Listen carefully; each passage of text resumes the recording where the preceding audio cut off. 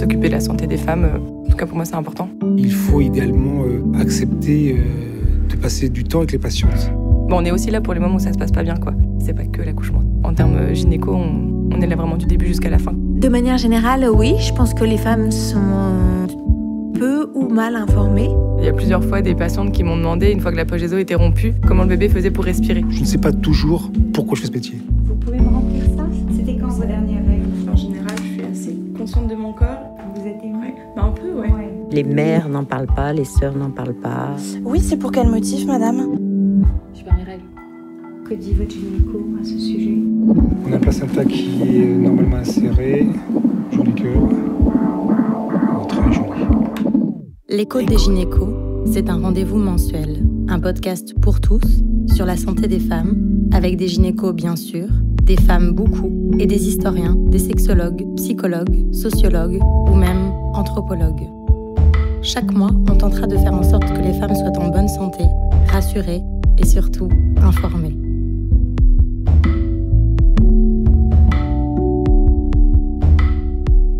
Enceintes, les femmes jouissent, se masturbent et font l'amour. Au fil des trimestres, leur libido peut varier, mais quoi qu'il arrive, au premier jour de la grossesse et jusqu'au dernier, elles sont libres d'agir comme bon leur semble. Les pratiques, les positions et les fantasmes peuvent rester intacts, et les futurs parents ont le droit de s'aimer, fougueusement ou très tendrement. Sauf exception, il n'y a pas de contre-indication. Et pourtant, les couples souvent s'inquiètent et renoncent parfois à toute sexualité. Alors on a voulu les interroger, ces croyances et ces angoisses, celles qui freinent le désir et bloquent le plaisir. Le sexe pendant la grossesse, c'est l'épisode 3 de l'écho des gynécos. Allons-y, c'est parti. Alors je m'appelle Anne, j'ai 32 ans et je suis la maman d'une petite fille qui est née il y a 2 mois environ. C'est un peu ce qu'on m'avait dit en fait, que le premier trimestre, c'était pas, au niveau de la sexualité enceinte, c'était pas fou. Même si je le savais, j'ai pas pu m'empêcher d'être un peu inquiète. Parce qu'effectivement, en fait, j'avais pas du tout envie de faire l'amour. Je sentais que mon conjoint était pas excité non plus. Alors que mon corps avait pas encore changé. En fait, il y avait un peu l'angoisse de se demander, c'était une question à laquelle j'avais pas réfléchi avant, si j'allais retrouver une sexualité normale ou comme avant ma grossesse. Parce que je me disais, bon là, je suis fatiguée, j'ai des nausées, j'ai pas du tout envie de faire l'amour. Puis en fait, on a quasiment pas fait l'amour. Peut-être une fois, mais presque, presque un peu en me forçant, quoi, en me disant, bon allez, vas-y, force-toi un peu, parce qu'en fait, après, tu vas accoucher, tu sais pas comment ça va se passer. Enfin, personne m'en avait parlé, en fait, de la sexualité pendant la grossesse et après la grossesse. En fait, on a très peu parlé de notre sexualité avec mon conjoint. Parfois, je lui disais « mais tu crois qu'on va refaire l'amour un jour ou tu crois que tu auras encore envie de moi après ?» Et donc, lui me disait « mais oui, bien sûr, mais bon, ça s'arrêtait là, quoi. On n'en parlait pas beaucoup plus. » Mais même dans mes amis, en fait, c'était un peu tabou, je m'en rends compte. Du côté des médecins, personne m'en a parlé. C'est vrai que j'ai pas posé la question non plus. Mais ça paraissait presque déplacé, je sais pas comment dire. C'est-à-dire que les rendez-vous, même pendant que j'étais enceinte, étaient tellement vraiment sur l'angle médical, quoi. Donc avec des prises de sang, et puis tout est tellement focalisé en fait sur le fœtus embryon. C'était un sujet qui me préoccupait, mais je me suis jamais sentie vraiment légitime de poser la question à qui que ce soit. Donc en fait, c'était plutôt en lisant des choses en fait, sur des blogs, sur internet, que je me suis rendu compte que j'étais pas la seule à me poser ces questions, ce qui était rassurant, et que j'étais pas la seule à ressentir ça. Mais j'ai beaucoup lu aussi, mais réjouissez-vous, au 2e trimestre, c'est super, ça va reprendre, c'est génial. Il y a plein de femmes qui décrivent ce moment comme le plus grand épanouissement dans leur vie sexuelle, c'est merveilleux. Non, pleure pas, c'est pas grave.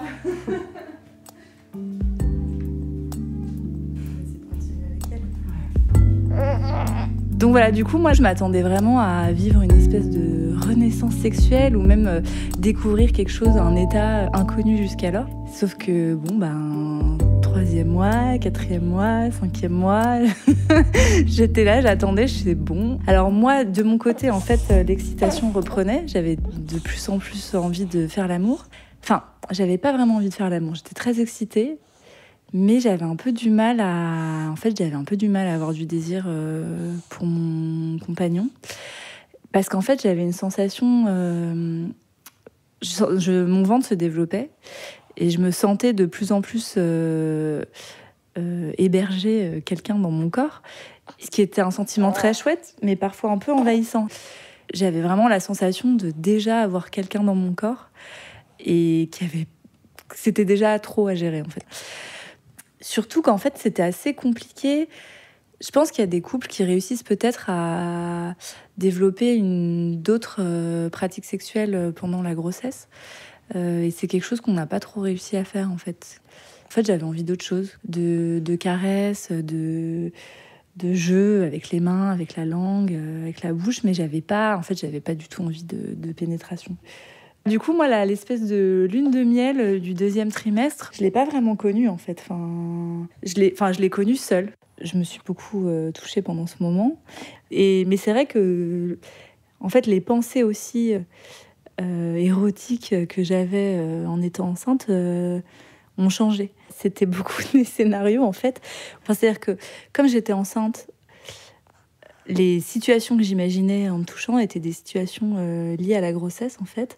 Et donc, beaucoup des situations où j'étais chez la sage-femme, à des échographies, etc.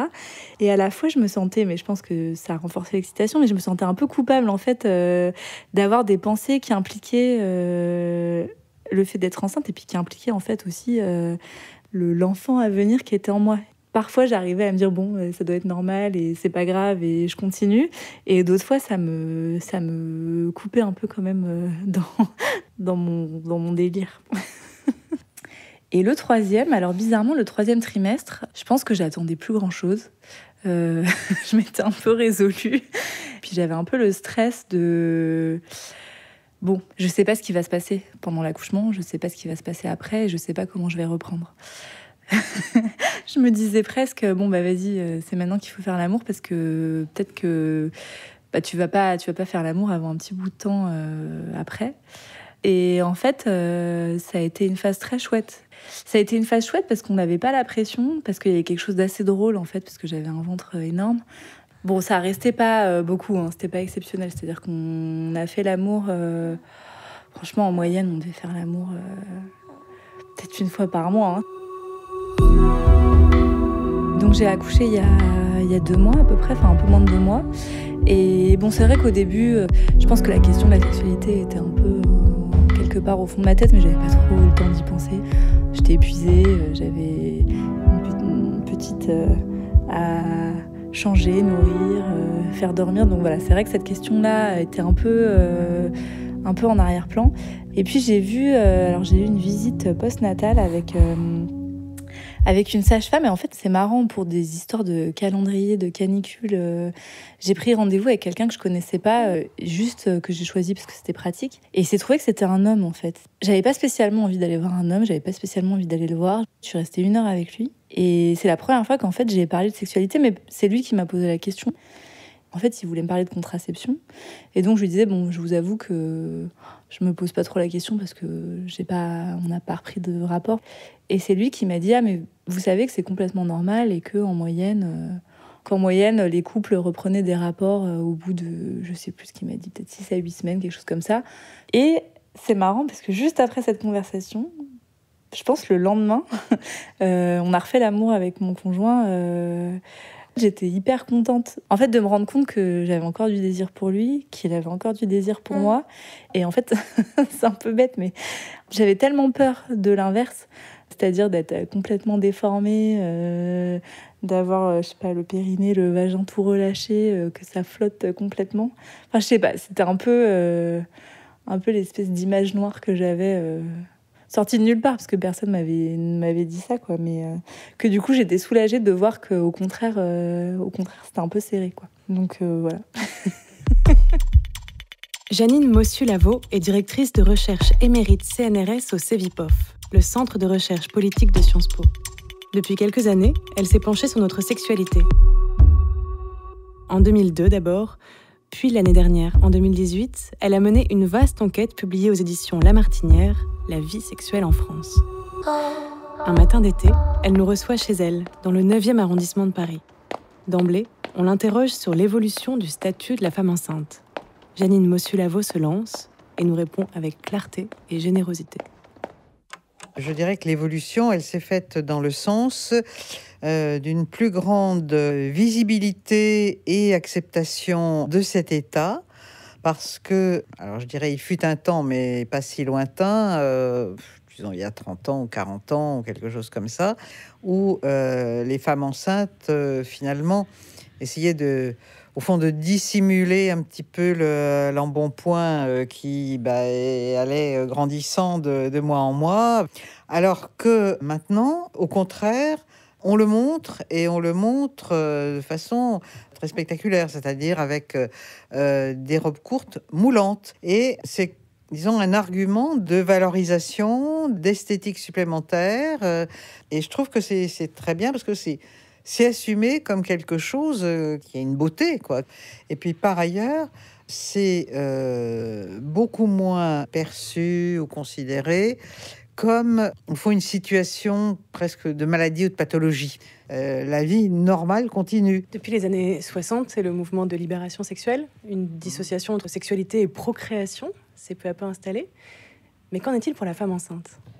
Alors, pour ce qui concerne la sexualité des femmes enceintes, je pense que là aussi, on va vers continuer à vivre normalement. Et donc à avoir une sexualité comme vous souhaitez l'avoir, voilà. Mais en même temps, de ce point de vue-là, c'est pas complètement, je dirais, gagné. Et ce que j'ai vu, notamment quand j'ai fait ma dernière enquête, donc j'ai eu des propos, des confidences d'hommes me disant à quel point ils avaient été traumatisés par le fait qu'ils avaient assisté à l'accouchement. Et il y en a un qui me racontait avec là, j'ai vraiment les termes en tête, là, avec des mots très, très précis. Il me disait, au fond, là, ma femme est passée du stade de l'état de partenaire désirable à matrice, avec des conséquences qui sont, je peux plus.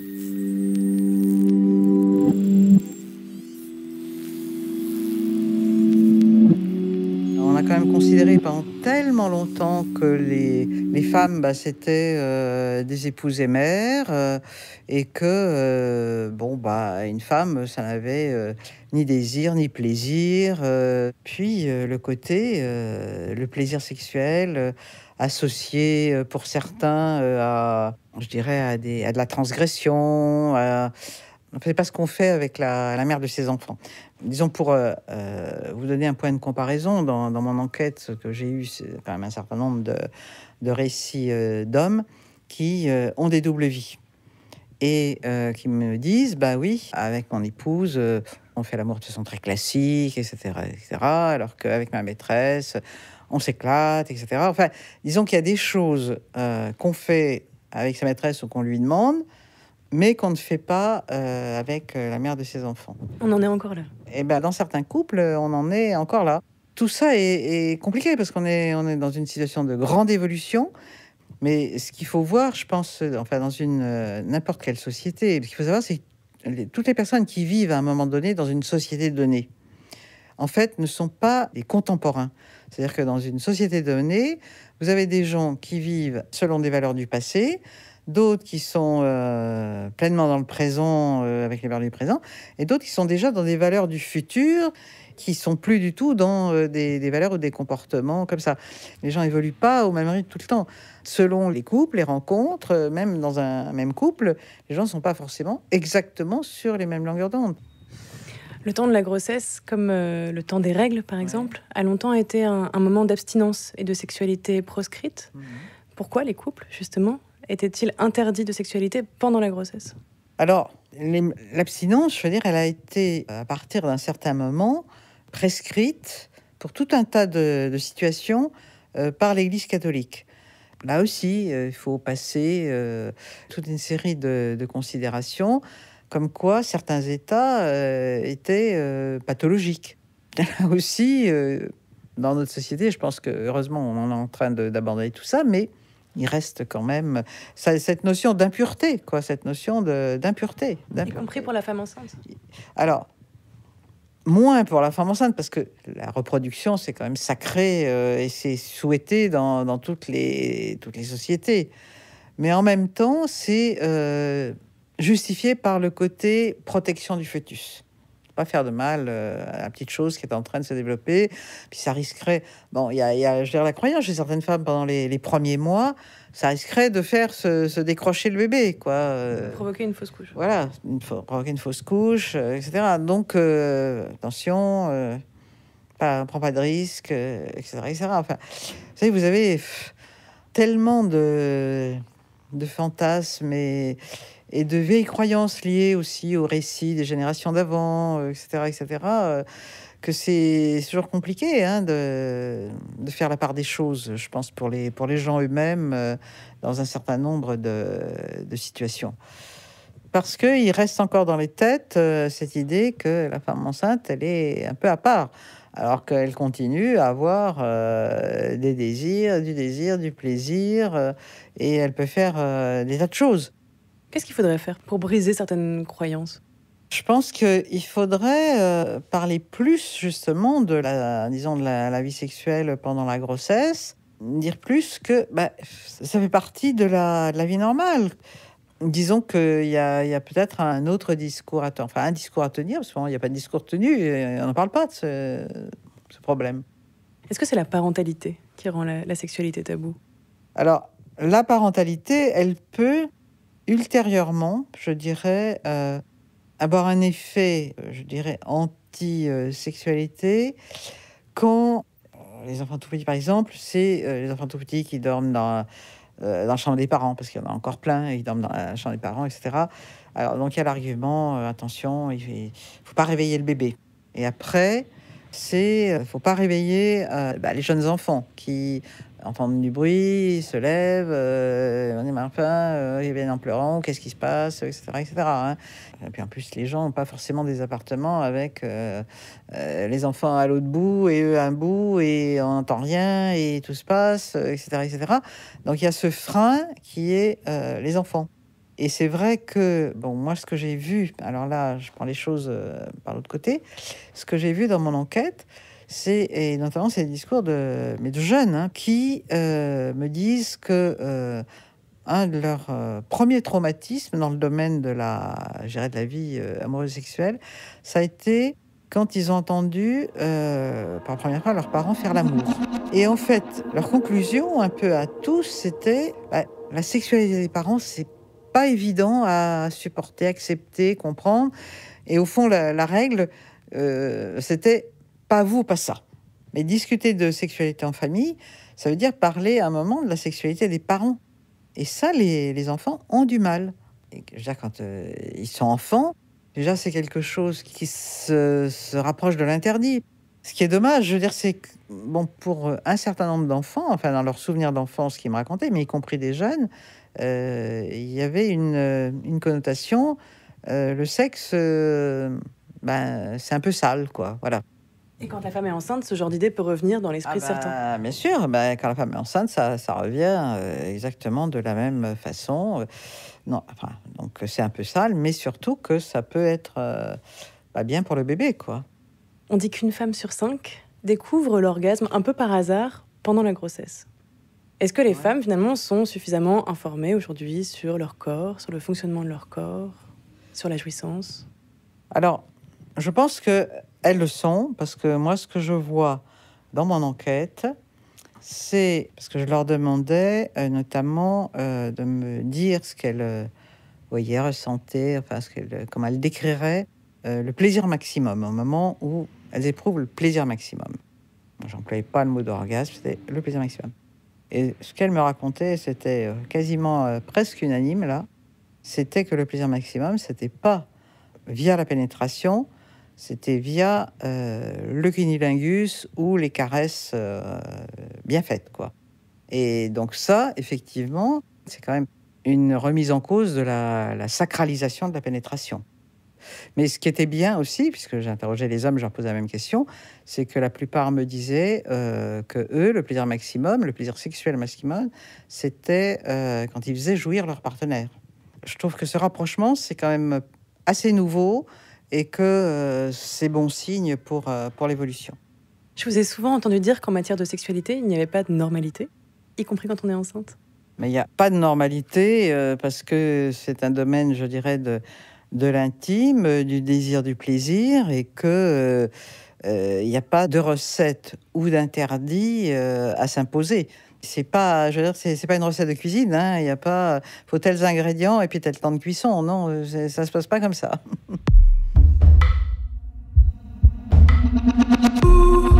Je m'appelle Manon, j'ai 32 ans, j'habite à Paris et je suis enceinte de 4 mois et demi. Je suis en couple depuis à peu près 7 ans. Notre sexualité, elle est plutôt assez épanouie, très pleine et très présente depuis le départ. Donc c'est quelque chose auquel on tient particulièrement tous les deux. Voilà, après moi, ça me transporte, ça me met dans un état second qui est vraiment, je trouve extraordinaire, dont je ne peux plus me passer, parce que aussi on sait comment on fonctionne tous les deux et on sait comment arriver à trouver du plaisir ensemble, et d'ailleurs ensemble ou pas ensemble. Donc je tombe enceinte et les tout premiers jours ou semaines, ça n'a pas foncièrement changé les choses. Après, forcément, le premier trimestre, on est dans un état physique plus fatigué. Mais en dehors de ça, tout va super bien. Pour moi, on a banalisé cet acte comme on pouvait le faire avant. Donc, que ce soit tendre, animal. On commence à le sentir bouger, le bébé, depuis 4-5 jours. Donc là, moi, je me suis dit, il va peut-être y avoir un changement, une modification. Parce que là, on va peut-être sentir aussi une tierce personne avec nous. Après, c'est plutôt quelque chose qui nous rend curieux. Là, je suis dans la période la plus au top de ma forme. Je ne suis pas encore encombrée par un gros ventre. On n'a pas encore besoin de se demander dans quelle position on va se mettre. Tout est encore balisé, on va dire. Mais on se dit que tout ce qui est bénéfique pour nous deux peut faire du bien au bébé, ou en tout cas n'aura pas d'impact particulier, de mauvais impact sur lui. Voilà. Par contre, il y a une chose que j'ai remarquée là depuis, je pense, 1 mois et demi. Je suis beaucoup plus sensible de la poitrine, des seins. Donc au premier trimestre, forcément, la poitrine prend de l'ampleur et on est plutôt sensible dans le mauvais sens, c'est-à-dire que c'est douloureux. Donc on évite, c'est pas très agréable. Et là, j'ai passé ce stade-là. Et je remarque que je suis encore plus excitée qu'avant avec mes seins. Donc c'est on va dire quelque chose de nouveau qui prend de l'ampleur, que j'adore. Et mon compagnon s'en est totalement rendu compte. Donc il en profite aussi. Alors, j'ai pas fait trop de recherches sur la sexualité pendant la grossesse. J'ai juste vu que apparemment, oui, ça pouvait rendre les bébés heureux quand on a un orgasme. Mais hormis ça, non, j'ai pas été trop curieuse parce qu'en fait, je me sentais bien dans mon corps. Je suis quelqu'un qui se sent épanoui dans ses vies sexuelles. Et donc, je me suis pas trop posé de questions par rapport à ça. Et d'ailleurs, par rapport à la masturbation, moi, c'est quelque chose qui est en moi aussi depuis une 15aine d'années, qui fait partie de moi et qui fait que je connais bien mon corps maintenant. Mais ça fonctionne par phase. Et c'est clair qu'avant la grossesse, j'étais pas forcément dans une phase où je prenais du plaisir seule. Surtout, je pense, pendant la conception. Donc, j'étais un peu focalisée à 2. Et là, j'ai retrouvé ce sentiment-là de prendre du plaisir toute seule. Je pense que ça revient à ce moment-là parce qu'on se focalise plus sur nous, forcément. Même aussi, il peut y avoir l'appel de la sieste, ce genre de moment. Et je trouve ça super. Je me retrouve aussi autant à l'aise seule qu'avec mon partenaire. Non, vraiment aucune inquiétude par rapport à la sexualité. J'ai pas forcément l'impression que ça soit tabou. Enfin, j'ai surtout l'impression que la sexualité en soi est tabou. Après, je pense que les hommes ont clairement beaucoup plus de mal à parler de la sexualité, surtout pendant la grossesse. Ça, c'est quelque chose dont on va peu parler, je pense, avec eux, voire pas du tout, hormis avec notre partenaire. Après, je pense que c'est plus un tabou pour après. Je sais que moi, j'ose pas demander à tout le monde alors comment c'est après. Le plus gros impact, la plus grosse transformation, c'est certainement pendant l'accouchement, en fonction de ce qu'on va vivre aussi, parce que c'est surtout en fonction de ces fameuses déchirures. Et puis en fait, nous, à 32 ans, moi je me dis que j'ai pas du tout encore découvert l'ensemble de ma sexualité. Donc non, je me focalise pas du tout là-dessus. Je me dis, il n'y a pas de raison en fait que ça revienne pas comme avant. Docteur Marie Veluire est gynécologue obstétricienne et sexologue. Son agenda est surchargé, alors elle nous fixe un rendez-vous à 21h30 chez elle dans le quartier des Gobelins à Paris. Nous, quand la nuit tombe, on file la retrouver avec une question: la grossesse peut-elle physiologiquement modifier notre sexualité ? La sexualité pendant la grossesse est-elle différente ? Est-elle nécessairement différente ? Non, elle n'est pas nécessairement différente. Elle dépend énormément de comment était la sexualité avant la grossesse et quel était le degré de complicité entre l'homme et la femme. Et donc, si les choses étaient plutôt construites, tranquilles, la grossesse, c'est pas un obstacle. Et après, simplement, les gens s'adaptent. Évidemment qu'on fait pas l'amour de la même façon quand on a un ventre tout plat que quand on a un ventre où il y a un bébé de 9 mois dedans. Alors justement, qu'est-ce qui change ? Les positions, les pratiques ? On s'adapte, c'est-à-dire qu'on peut pas prendre les mêmes positions, c'est-à-dire que on ressent pas obligatoirement la même chose. Il peut y avoir beaucoup de peur de faire mal au bébé, etc.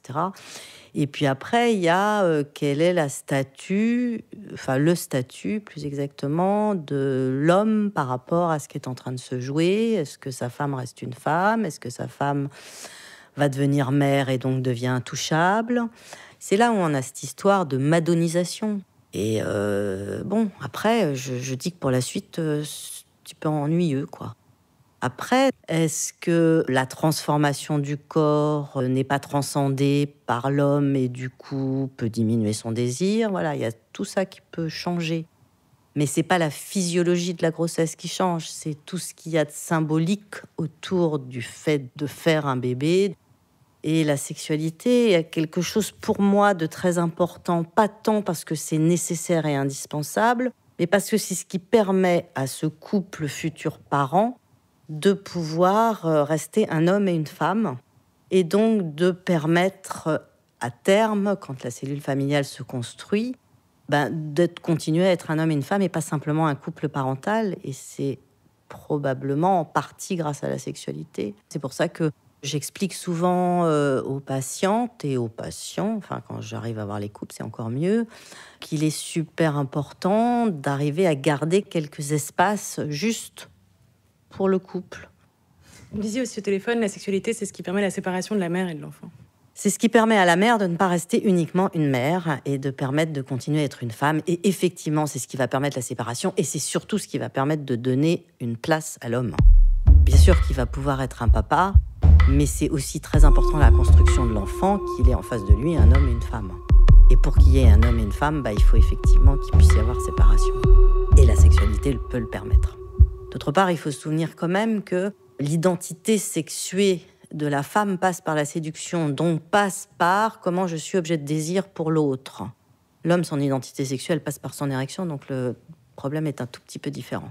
Mais du coup, voilà, c'est très important et pas tant l'acte sexuel en lui-même que l'érotisation de la relation. Vous avez commencé à le dire un petit peu, la sexualité pendant la grossesse est parfois source d'inquiétude pour les couples. Pourquoi, après tout ? Pourquoi est-ce qu'elle inquiète à ce moment-là ? Parce que rarement la sexualité a lieu sans pénétration vaginale, en tout cas dans toutes les études qu'on a, et que la pénétration vaginale, ça veut dire, ah là là, dans quelle mesure est-ce que je vais aller toucher mon bébé qui est en train de grossir dans le ventre de sa maman ? C'est vraiment les hommes s'inquiètent de ça ? Oui, pas tous, mais un certain nombre, oui. Et c'est pour ça qu'une des seules contre-indications qu'il y ait à la pénétration vaginale pendant la grossesse, c'est si on est victime d'une menace d'accouchement prématuré. C'est-à-dire avec un col qui s'ouvre, et effectivement, la pénétration peut faire contracter, ou au premier trimestre, quand il peut y avoir des saignements. Ou lors d'un placenta prévia un peu plus tard, où il peut y avoir source de saignement. Et donc, effectivement, il faut être le moins possible solliciter cette zone. Donc, pas de pénétration vaginale. Mais c'est des situations extrêmement rares. Donc il y a très très peu de contre-indications à avoir une sexualité habituelle pendant la grossesse. Il va juste falloir adapter les positions au fur et à mesure que le ventre grossit. Et non, il n'y a pas de position à conseiller ou pas conseiller. Je crois que là, il faut faire confiance à la capacité de créativité des couples. Comment les hormones influent-elles sur notre sexualité pendant la grossesse ? L'hormone du désir sexuel, c'est la testostérone. Il n'y en a pas spécialement beaucoup plus pendant la grossesse. Par contre, on est effectivement un peu plus inondé d'estrogène et de progestérone qui, en tant que tels, ne vont pas jouer ni sur le désir sexuel, ni sur l'excitation sexuelle qui n'est absolument pas hormonodépendante, enfin, ou très peu, et en tout cas pas à cette époque de la vie. Par contre, on retrouve dans les quelques études qu'on a, quand même des femmes qui sont souvent un peu plus demandeuses pendant la grossesse, au moins au 2e trimestre, ça c'est sûr, parce que c'est celui qui est le moins embêtant. Mais la femme enceinte a souvent un sentiment de toute puissance. Il y a quand même quelque chose qui se passe là. Elle est maîtresse de quelque chose. Elle est en train de créer quelque chose d'exceptionnel. Et je pense que pour peu que le couple soit bien, pour peu que le regard qu'on porte sur elle soit un regard valorisant, je pense que c'est plus tout ça qui va générer un désir sexuel ou des pulsions qui sont un peu plus importantes. Après, c'est vrai qu'on lubrifie très bien pendant la grossesse parce qu'on est inondé d'estrogène et que donc on a souvent un vagin qui est quand même bien réactif. Mais enfin, on lubrifiera que si on a une excitation sexuelle. Et comment reprendre une sexualité heureuse et épanouie après l'accouchement ? Est-ce qu'il y a une période à respecter ? Est-ce qu'il n'y a aucune règle ? Il n'y a aucune règle médicale. Aucune. Après, il est évident que suivant comment s'est passé l'accouchement et a fortiori s'il a eu lieu par voie basse, les femmes ont peur un peu, donc on va avoir tendance à contracter leur périnée, donc les premières pénétrations peuvent être un peu difficiles. En plus de ça, physiologiquement, là par contre, il y a plus ou moins une sécheresse vaginale, en tout cas une capacité de lubrification qui est moindre, et ce pendant 3 mois. Ça ne veut pas dire qu'il ne faut pas faire l'amour pendant 3 mois. Ça veut dire que d'abord on peut s'aider de lubrifiant, et surtout, le plus important, c'est de retrouver une érotisation du couple. Et il y a quand même 10 000 façons de faire l'amour qui ne nécessitent pas une pénétration vaginale. Et que les conseils qu'on peut donner sont surtout de retrouver cette intimité sexuelle, de refaire contact avec l'excitation sexuelle. Ça, oui, c'est très important. Et est-ce qu'on peut en parler avec son gynéco, par exemple ? Ou est-ce qu'un gynéco n'est pas fait pour ça ? Je vous rappelle qu'il n'y a aucun enseignement sur la sexualité pendant toutes les études de médecine. Toutes. Quelle que soit la spécialité, il n'y a pas, c'est pas. Donc, de façon générale, les gens répondent en fonction de leurs expériences personnelles. La notion de médecine sexuelle, c'est quand même très récent. Et c'est vrai qu'il faudrait que tout le monde soit au courant. En plus de ça, on sait quasiment dans toutes les études que, oui, que les gens en général, et les femmes en particulier, n'osent pas poser de questions dessus. Et qu'en plus de ça, la sexologie en général est chronophage. Ça, il faut du temps. Or, je vous rappelle que c'est probablement ce qui manque le plus à peu près tous les médecins. C'est du temps.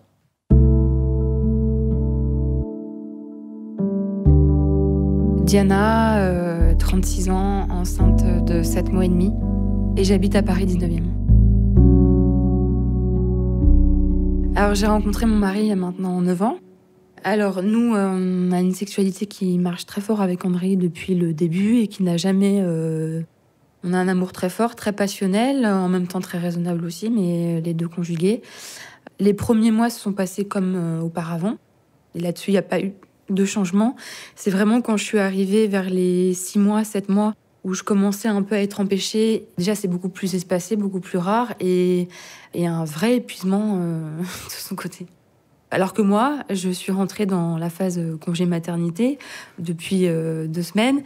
Je me repose tous les matins et je suis au taquet, mais lui, pas du tout disponible. André, on est tout à fait conscient. Pour le charrier, je lui dis, écoute, je voudrais quand même pas devenir ta sœur.